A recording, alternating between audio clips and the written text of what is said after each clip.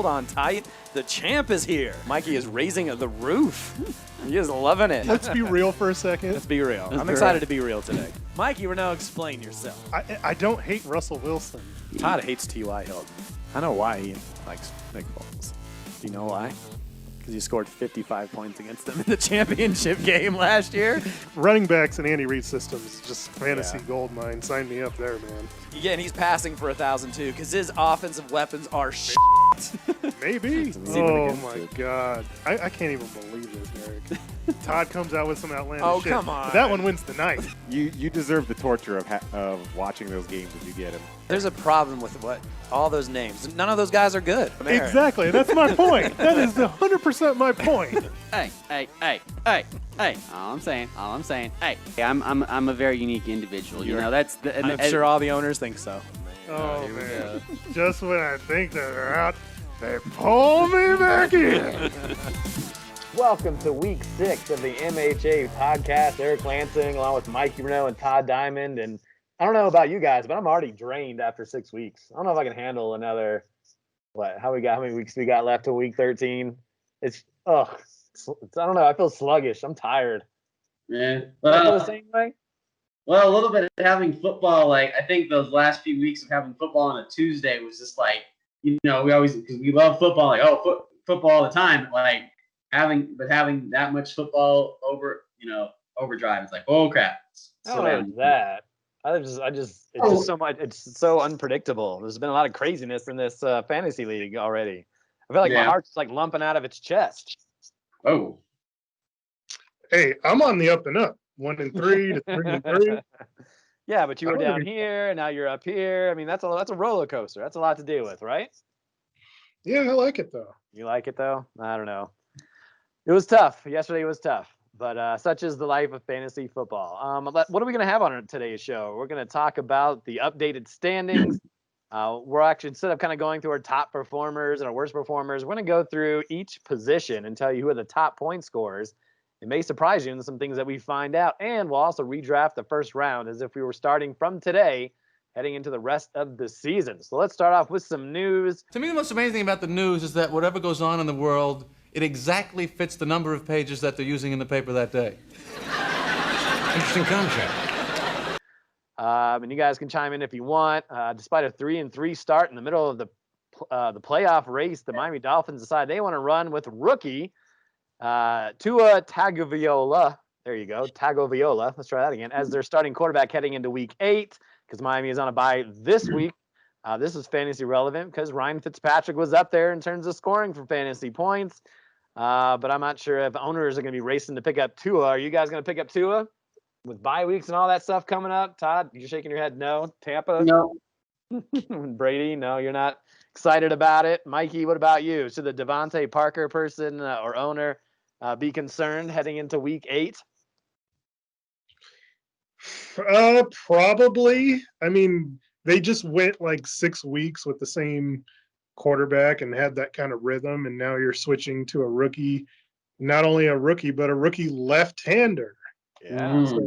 It's completely different. So, yeah, it may be a little bit of an adjustment and take a couple weeks before they're fully adjusted. So I would pay very close attention to see what happens to the Dolphins over these next few weeks.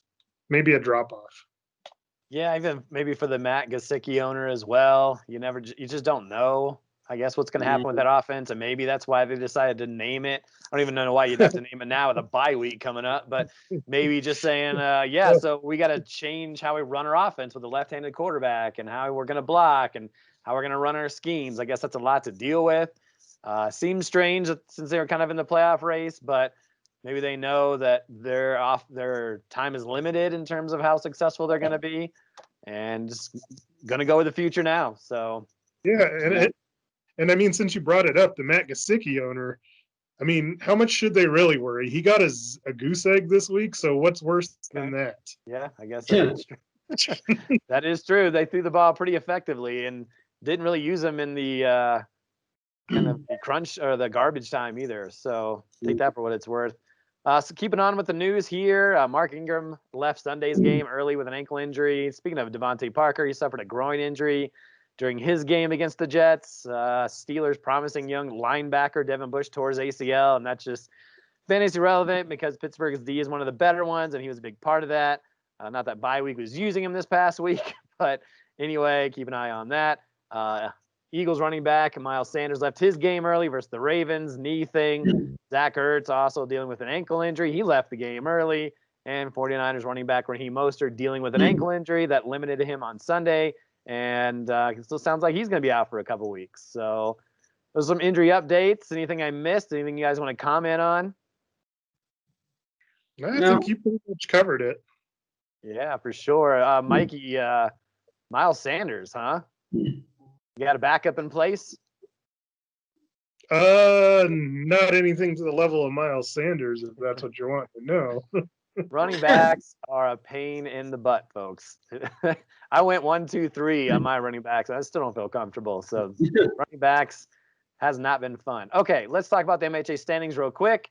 After a 1-point win over Moi, Cooper's Cousins now stands alone at the top at 5-1. He has won 3 in a row and has only made 3 total moves all season. So take that for a while. He must have drafted well, having only made 3 moves all season. The Lemonhead should get the Doe of the Week award, unless you guys want to argue otherwise. Not starting Matt Ryan and his 68 points instead of Josh Allen and his measly 32. Wah, wah.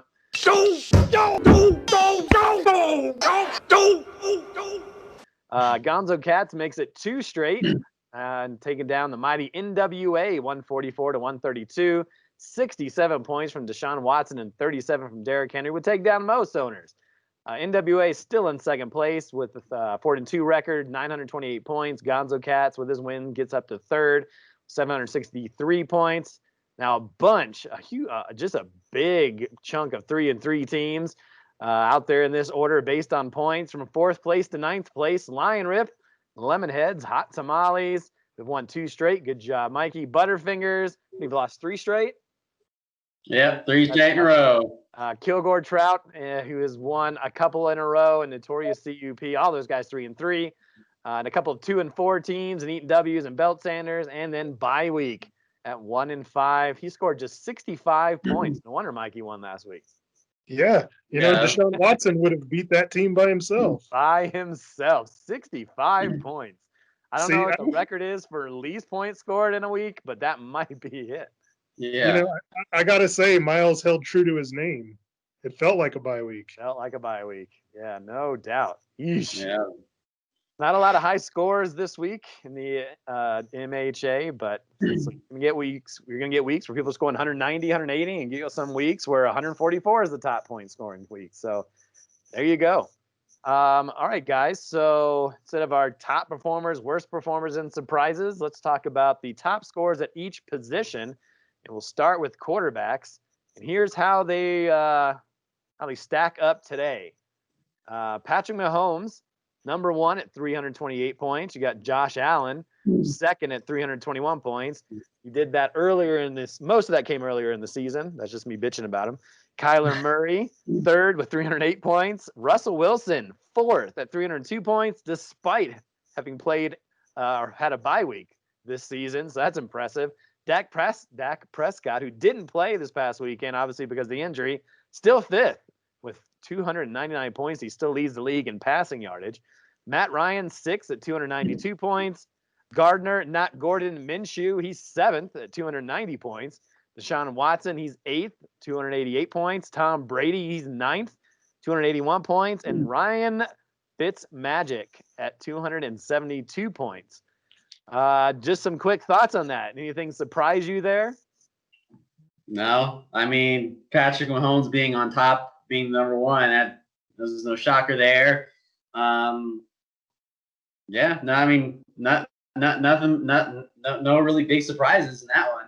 The ones that jumped out. I mean, it's not like You're telling me you had Ryan Fitzpatrick in your top 10 in quarterbacks when you came into this season?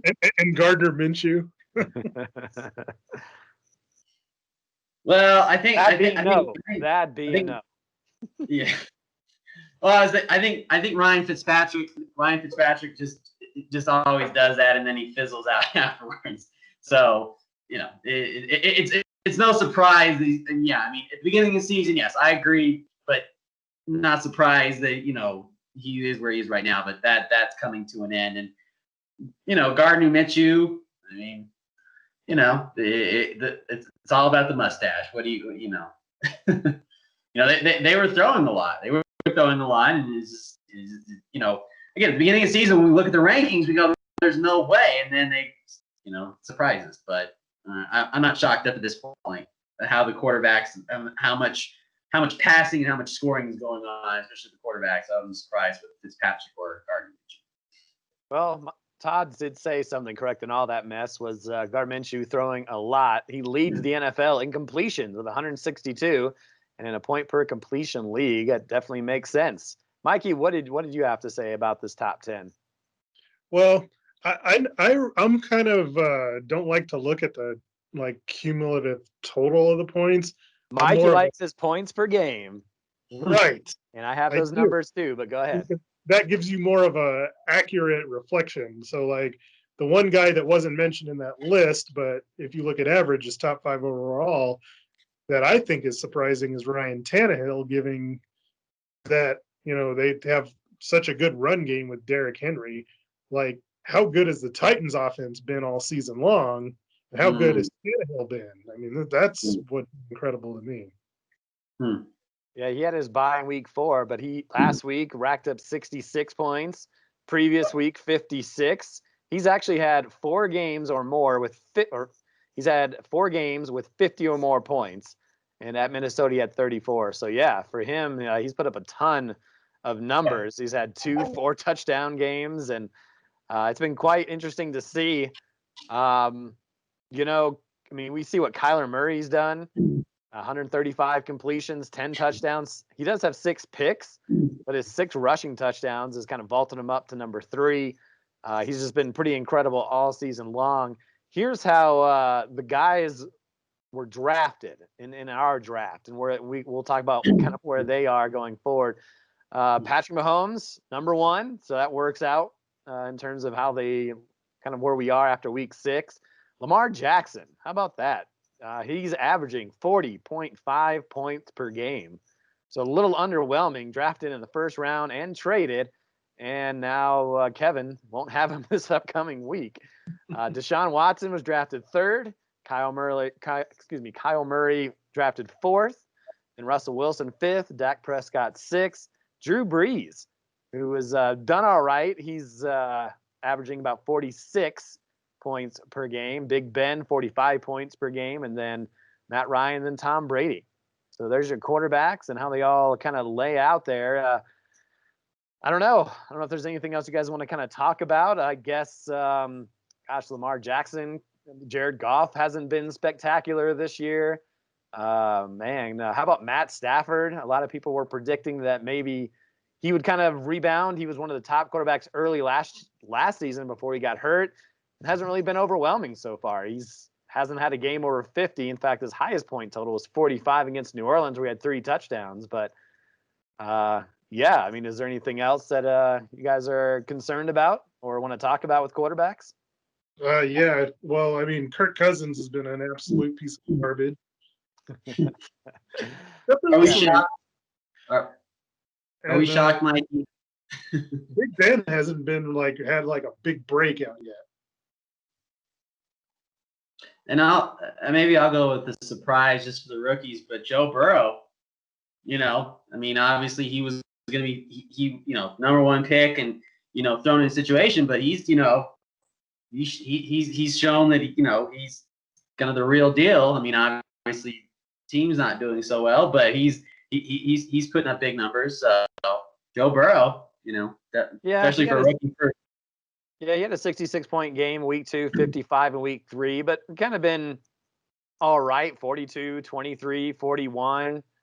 So, Justin Herbert's another rookie who's kind of stepped up and kind of opened some eyes, and NWA has him as a backup. He's had 45, 51, 48, and 54, and they're going to play Jacksonville, who's given up some points to quarterbacks. So, all right, so those are kind of your quarterback talking points there. Let's get into some running backs, and here are the top 10 after this week 6. Alvin Kamara, number 1, no surprise there. 121 points, and he's had his bye week, hasn't he? Has New Orleans had their bye week yet? Yeah, they just had it. Yeah. Yeah, so 121 points leads the way and still on top. He's averaging 24 points per game. Zeke at number 2, actually tied with Dalvin Cook at number 3. Both have 107 points. And I think Dalvin Cook has missed a game as well. So he's putting up pretty decent numbers. Aaron Jones at 4. Derrick Henry at 5th. They both have 102 points. Chris Carson with 90 points. Mike Davis, Carolina backup, should be Christian McCaffrey, but such is. He's got 88 points. Kareem Hunt, 87 points. Joe Mixon at number 9 with 86 points. So Kareem Hunt with 87. Joe Mixon with 86, if I said it wrong. James Robinson in the top 10 with 86 points. So, Mikey, what do you see or what do you think about you hear those running backs in the top 10? I mean, there's some surprises in there. Obviously, Mike Davis wouldn't be in there if McCaffrey was healthy.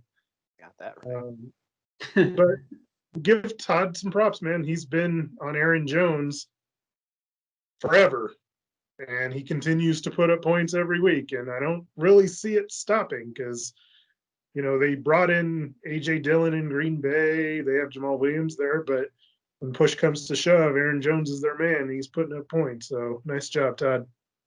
Thank you. I'm not right all the time, but that's. Todd, what do you think about when you see that list or hear that list? I mean, nothing. I mean, I guess Derrick Henry. I mean, obviously, I wasn't a big Derrick Henry, advocate, but he's, he's putting up big numbers. I mean, those long runs, that 99-yard. I mean, he puts those up like they're nothing, like they're just 1 yard, goal line carries. So Derrick Henry, he's definitely. He's earned his money. He's earned his money, that's for sure. He's kind of changed that running back market. Running backs are looking around like, hey, he's doing this, and and Derrick Henry's not the most versatile running back, but he's proven it. So good on Derrick Henry. So I was wrong there. So I'm 1 for 2 on that. Right on Aaron Jones, wrong on Derrick Henry. Yeah, James Robinson in the top 10. He's had 8 or more in all 6 of his games so far for the Jaguars. Had a 26-point game against Miami, had 13 this past weekend, despite not rushing for a lot of yards. He can catch the ball as well and then bring it into the end zone. Here's how the running backs were drafted in our league. So you heard the running backs in terms of the order where they stand points-wise, but drafted, you had Christian McCaffrey, who actually would be second in points per game. If you talk about the big dogs, 23.5 points per game before he went down. Saquon Barkley, just 11 points in 2 games. Josh Jacobs has been pretty good, that didn't reach the top 10. He's averaging about 16 points per game. Dalvin Cook, Zeke, Aaron Jones, Kamara, Derrick Henry, Clyde Edwards-Helaire, who we haven't talked about yet, 13.6 points per game.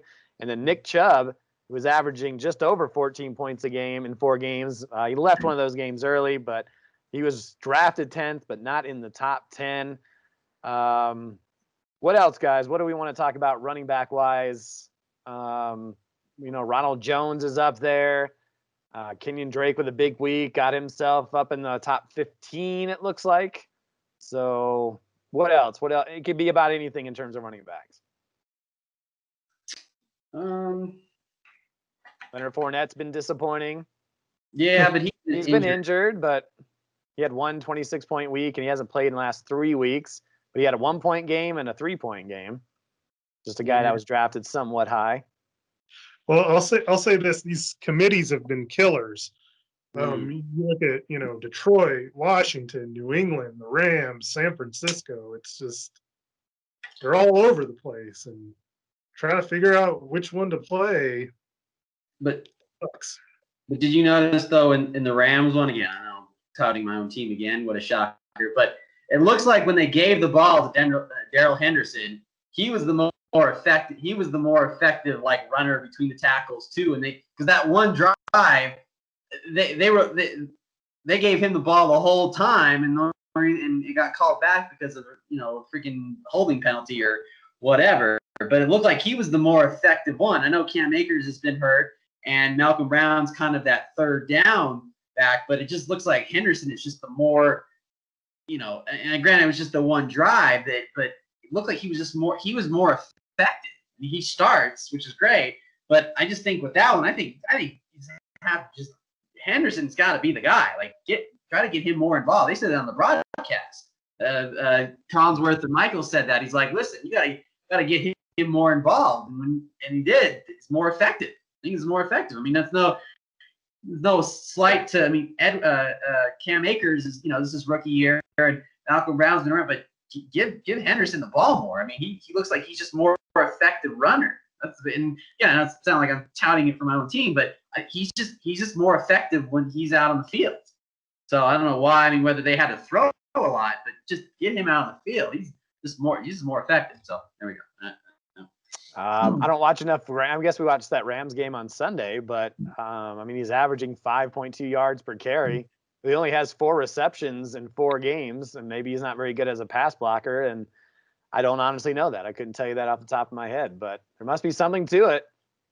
Yeah. I don't know what it is, but yeah, I mean, a lot of disappointing running backs so far. I mean, James White, he's had a couple of double-digit games. Melvin Gordon's kind of been hurt. I mean, you just kind of look through. I mean, how about Jonathan Taylor? I mean, he had that really, really good 1 week, and he's kind of been disappointing after that. Well, it seems like they started to throw the ball a little more the last couple of weeks. I don't know if that's just kind of a change in offense. And he's not a big, even kind of catch guy to begin with. Yeah, you're right. I mean, he's had double digits in 5 of 6 games, so he hasn't been bad at all for NWA. But you figured with who's the guy that got hurt? I can't think of his name right now. Marlon Mack. That maybe he would, I don't know, get a little bump there. But he's still a rookie. He's still figuring things out. I mean, yeah. I guess that's all I really have to say about the running backs. We'll see. When Chubb comes back, he was a guy that was drafted really high. And we'll see once Le'Veon Bell kind of gets in the mix, how that affects Clyde Edwards-Helaire, who had an incredible week 1. And he's been steady since then, but he hasn't really been overwhelming. Wouldn't be considered a first-round pick. I guess we'll find out when we redraft later today. Let's talk about wide receivers. So we'll talk about the wide receivers and where they stand today in terms of points. Adam Thielen at the top, 94 points, 32 receptions, 7 touchdowns. He's been incredible. Number 2, Calvin Ridley. He's got 90 points. DeAndre Hopkins, kind of a quiet night last night from what Aaron was telling me, but he's still up there, 86 points. Just 2 touchdowns, but I think he might be the leader in terms of receptions at 47. Stephon Diggs continuing to do well this year, 85 points. Amari Cooper, who had a touchdown last night, 83 points. Tyreek Hill, 74 points. Allen Robinson, 73. How about Justin Jefferson in the top 10? 28 receptions, 537 yards, 3 touchdowns. Most of that coming against me yesterday. Number 9, DK Metcalf, 72 points. Mike Evans, number 10 at 72 points. And a guy who also has 72 points, and I had to throw him in here, it's Will Fuller, who's got 4 touchdowns, averaging just under 15 points per week. So, Todd, give me just a quick reaction on those top 10 guys, top 10 wide receivers and in the scoring this year. Well, I think, too, that list is definitely skewed. No Michael Thomas and Devontae Adams. Devontae Adams being hurt and Michael Thomas being hurt definitely skewed a lot. I mean, obviously, Calvin Ridley, that's going to – obviously, Julio not being – obviously, Julio finally had a great game. But Calvin Ridley at number 2 – but yeah, that list is just skewed because, just like with the running back list, if McCaffrey was still in there, he probably would have blown everybody out the water. Michael Thomas and Devontae Adams have that ability, but they've both been hurt. So you got Adam Thielen. There you go. Mikey, what do you think? I think it's interesting that Adam Thielen is where he is. Obviously 2 years ago, he had that incredible first 8 weeks where he had 100 yards receiving every single game. And, last year he was kind of hurt. I think there was so much uncertainty with him and the Minnesota offense in general before we drafted because, they're a team that wants to run the ball first. Stephon Diggs was gone. So you knew that would mean Thielen got more volume, but I don't think anybody realized just how much it would be, I guess, at this point. So, I mean, to me, that's kind of shocking. DK Metcalf, you saw it at the end of last year and in the playoffs. This guy's a budding superstar in the making. He's only developing more. He's so hard to cover. You got somebody that's the size of T.O., but that's faster. I mean, you can't really hit the guy at the line because he's so big, he's just going to throw you off, and then he can run right by you. So it's so hard to guard somebody like that. And then Stephon Diggs, another guy who's been pretty incredible so far. I had him last year, and he struggled mightily. He had a couple of blow-up games, but this year he's been pretty consistent every week. So yeah. He's been a favorite target for Josh Allen and Adam Thielen. Golly, he scored in all but one game. So he's had 2 games where he's had where he had 2 touchdowns, and so it's been pretty incredible. I mean, you talked about how poor Kirk Cousins has been, but he has 2 wide receivers, at least fantasy-wise, on the top 10 or top 8, really. So he may not be throwing. I mean, he's throwing his fair share to Dalvin Cook, but for Justin Jefferson to come around, and obviously with Justin Jefferson, he's averaging. I didn't see what his so without that 31-point outbreak or breakout from yesterday, he'd be averaging about 8 points per game. So not terrible, but that 31 is definitely an outlier for sure. Tyreek Hill, I think, if I'm not mistaken, he missed a week. I don't know. He's had a 10 or more in 5 of his 6 games. Last week wasn't a good game for him in that Buffalo kind of rain fest or whatever, but he's still putting up decent numbers. Mike Evans averaging about 12 points per game. I don't know what to really think about him. He's not getting a ton of targets. Oh, big thumbs down from Mikey there on the screen. He only had 2 targets and 1 reception. Is he dealing with an injury, or is it more of kind of how the offense is going? I mean, it was a big Ronald Jones day against Green Bay. He had 2 touchdowns. But, I mean, before that, Mike Evans has had a touchdown in every single game. What's the thumbs down about, Miguel? It's just kind of what Mike Evans is right now. You look at the way they're playing. He's not even featured at all. When they're moving down the field, he's getting the touchdowns when they get down there, and that's how he's accumulating his points. But aside from one really big game, he's not getting the yardage that he normally gets. Yeah. In week 1, he had 1 catch, but it was for a touchdown. In week 3, he had 2 catches. They were both for a touchdown. And he's had games of 2 yards, 41 yards, and 10 yards. I mean, still like to have him on my team compared to some wide receivers, but maybe a little bit of an outlier there. One of those, speaking of wide receiver, well, let's go through this first. In terms of wide receivers that were drafted in the order that they came in our league. So Michael Thomas, obviously hurt since week 1. DeAndre Hopkins has been pretty good.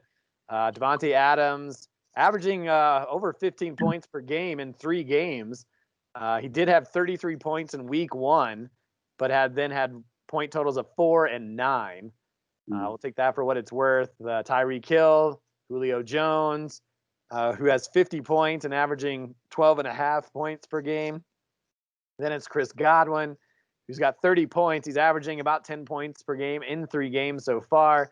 Kenny Galladay, Mike Evans, Adam Thielen, Odell Beckham, and Juju Smith-Schuster. Should we really be concerned about Juju going forward?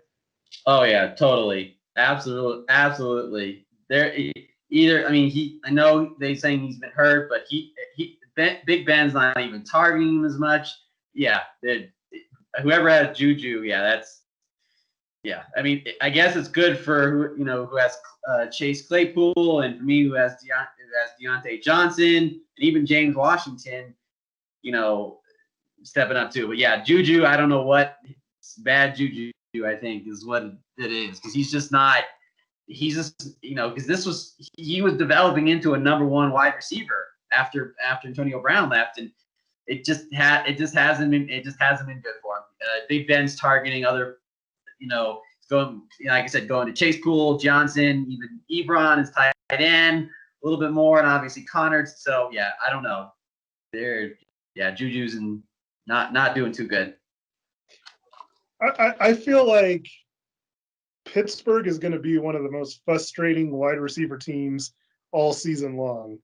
Like they have so many different weapons and guys that do different things that I feel like week to week it's going to be different depending on the matchup. So like Juju's going to have his days, and then there's going to be days where Chase Claypool does absolutely nothing.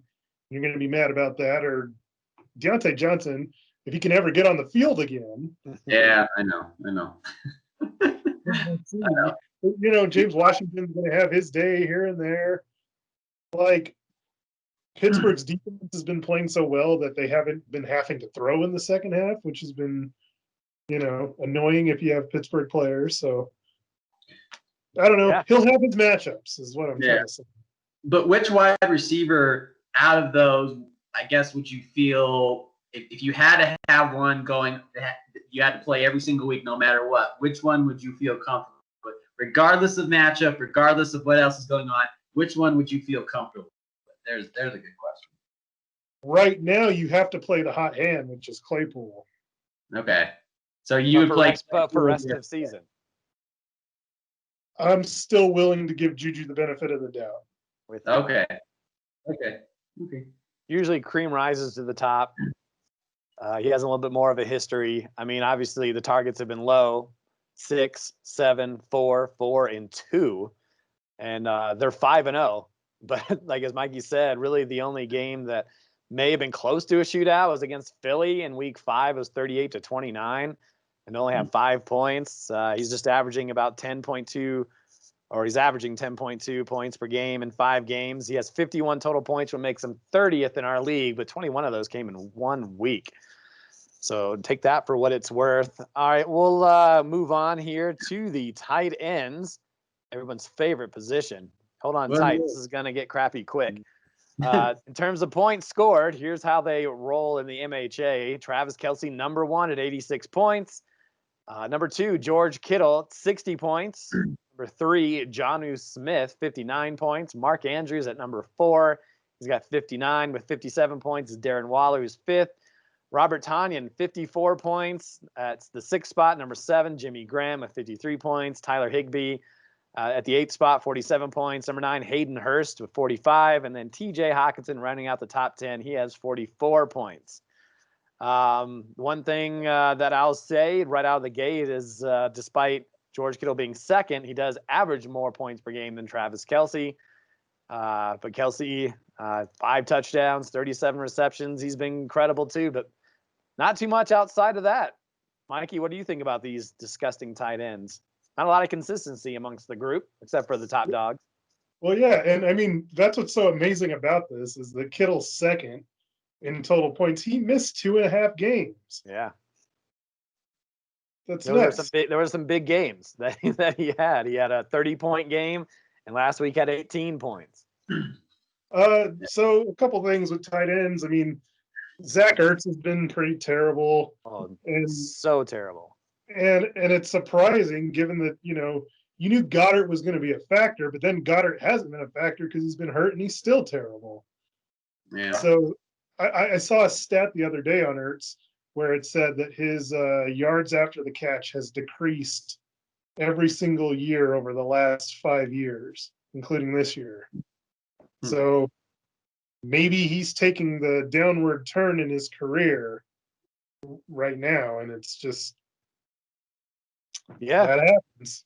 There's a lot of turmoil amongst Ertz and the Philadelphia Eagles. He wants an extension, and obviously with Goddard playing as well as he has, maybe they're not in any kind of hurry to figure that situation out. And now Ertz is going to miss 3 to 4 weeks. Ertz, 16th amongst tight ends, which shows you how terrible the position is, that he's still 16th, but averaging 6.3 points per game. So pretty bad. Todd, what do you think about tight ends so far? Excuse me.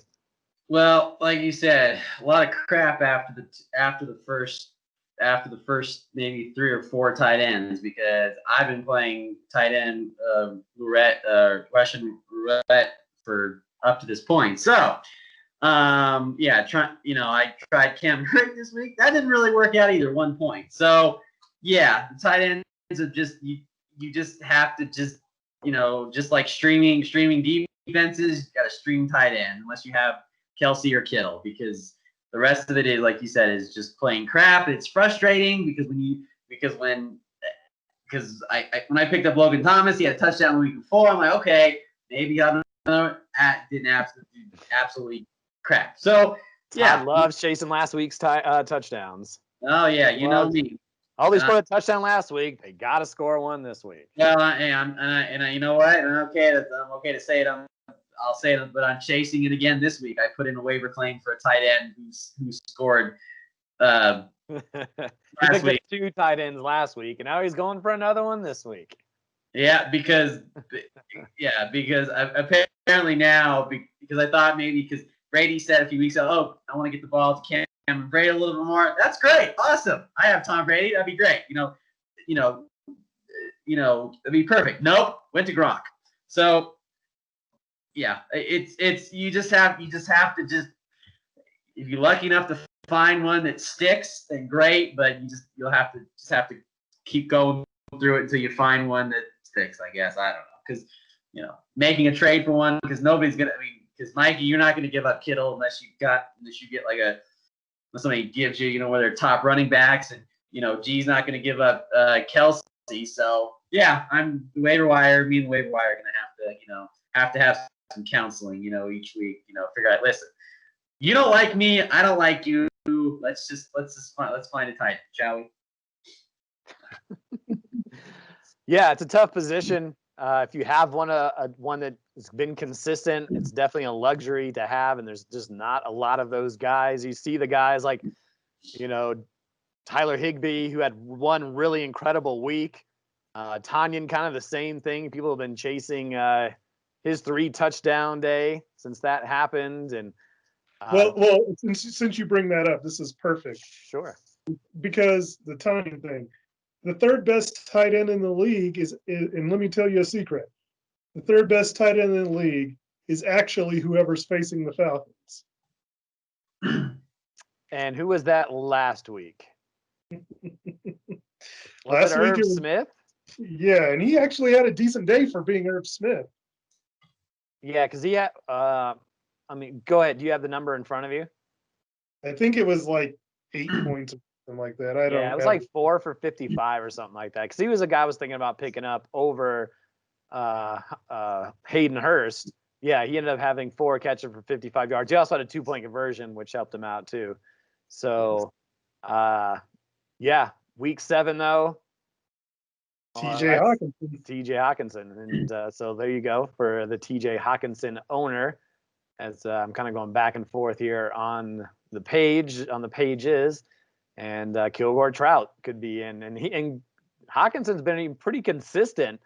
He hasn't killed you, and he hasn't really been phenomenal. He's had a 13-point week and a 10-point week, but he's gotten you 6, 7, and 8 points.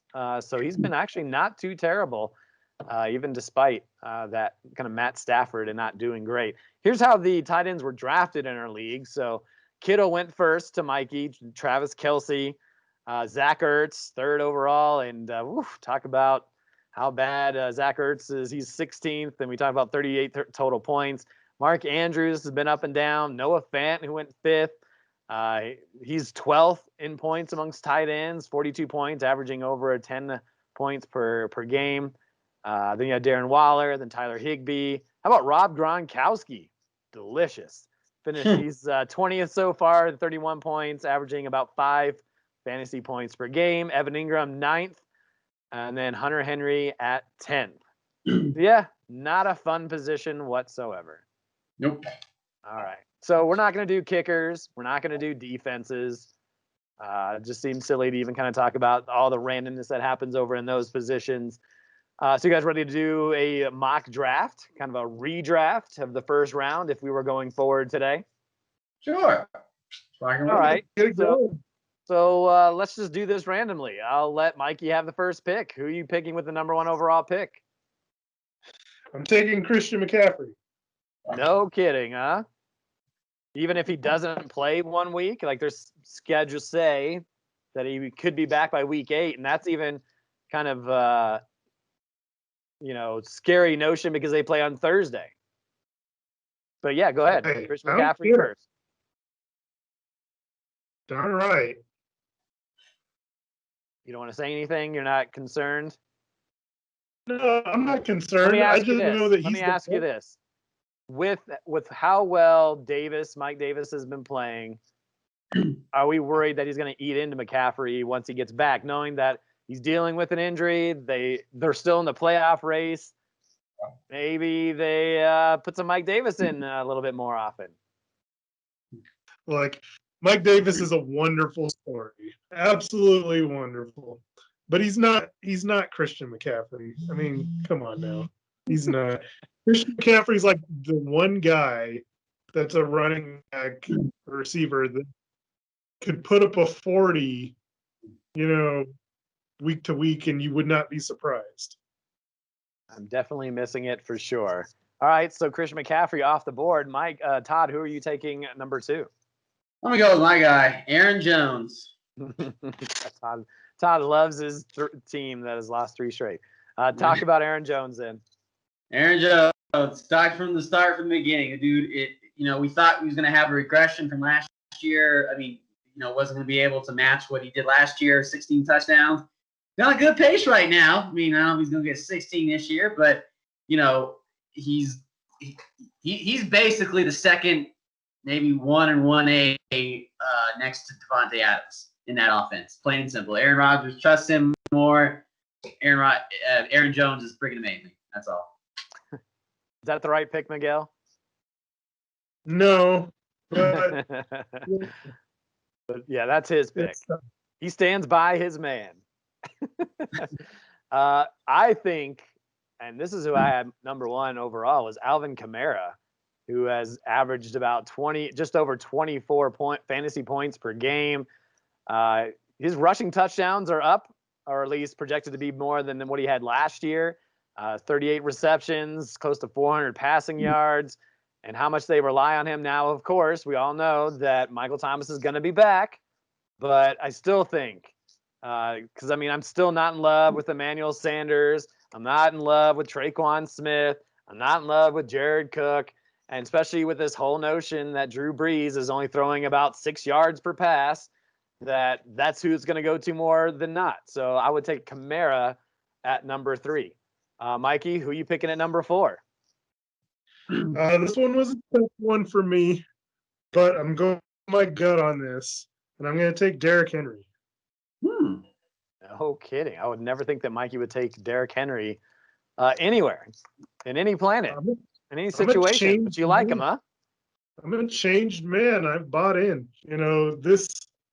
I think what helps him is not only that he's a 3-down back, but as opposed to a few years ago, this offense is just so effective. Like I never thought that I would say you would have to worry about the Tennessee pass offense, and it opens up the run for Derrick Henry. So, yeah, this is why he's been incredible. He absolutely belongs up there.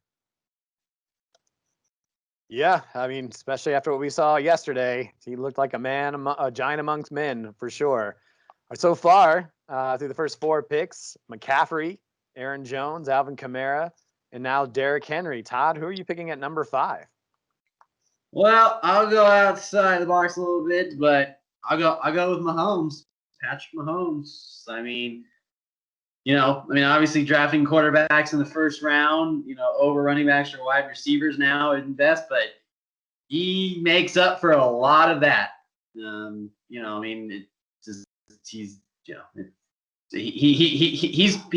cemented himself as the best, quarterback, to draft first in fantasy over Aaron Rodgers and over Lamar Jackson. So I'm gonna go with that because he's put up 50 points or more every week. So I'm gonna go with Patrick Mahomes.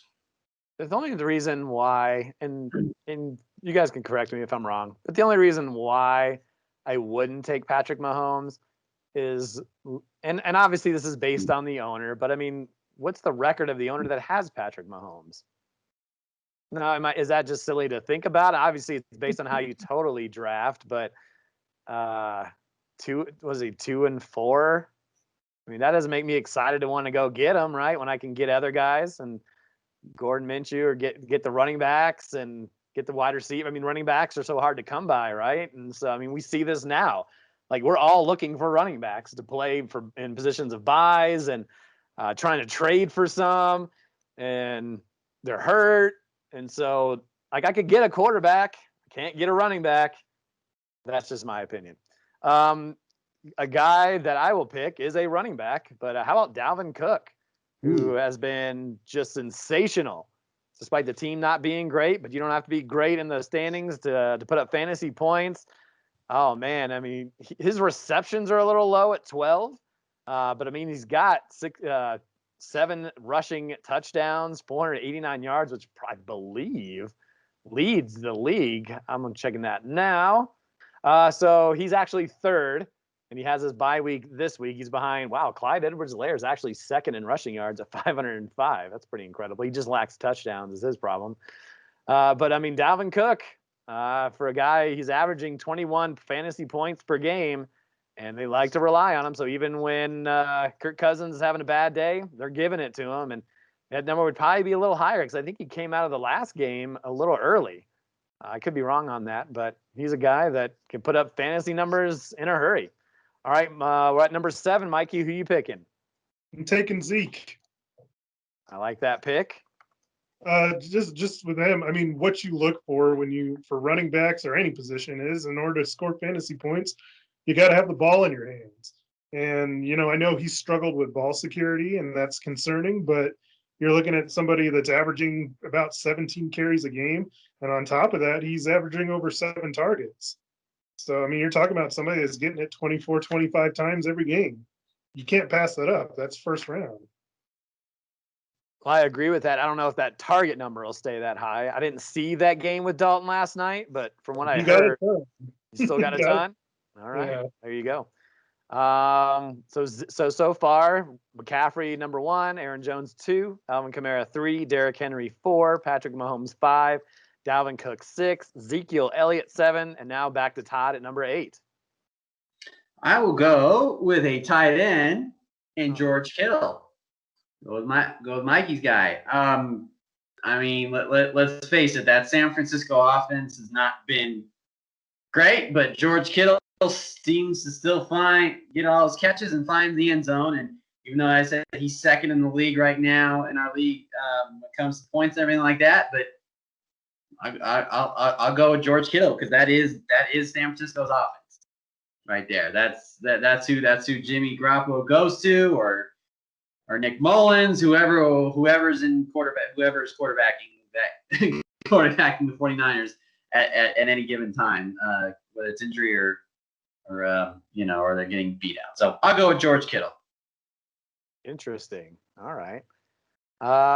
So with the number 9 pick, I'm going to go with Josh Jacobs, kind of staying with the running back theory here that there's just not a lot of them, and he's stayed relatively healthy so far, playing for Las Vegas, whose offense has kind of opened up a little bit. He had a big 21-point game with a couple touchdowns. He also had a 33-point game at the beginning, but he's also put in 11, 8, and 8. So a guy that's going to be a little consistent. Derek Carr has played a lot better this year. And so having Ruggs and having Waller, having guys that can stretch the field a little bit, it opens things up for him. So I would go Josh Jacobs at this point. Mikey, number 10. Number 10, I'm going to go receiver, and I'm going to go with Devontae Adams. So Devontae Adams over guys like Hopkins or Julio or even Michael Thomas.